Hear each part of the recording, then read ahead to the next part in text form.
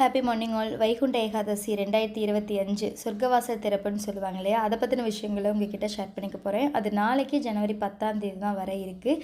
மார்கழி மாதத்தில் வரக்கூடிய ஏகாதசி தான் வைகுண்ட ஏகாதசி அப்படிம்பாங்க. வருஷம் முழுக்கும் வரக்கூடிய ஏகாதசி எப்போ விரதம் இருக்க முடியாதவங்க இந்த வைகுண்ட ஏகாதசியில் விரதம் இருந்தால் போதும், அதற்கான பலன்கள் கிடைக்கும், மோட்சம் கிடைக்கும். அப்படிங்கிறதுக்காக இதை பார்த்தோம், விரதம் இருந்தோம் அப்படின்னா மோட்சம் கிடைக்கும் அப்படிங்கிறதுக்காக இருக்கக்கூடிய விரதம் தான் வைகுண்ட ஏகாதசி.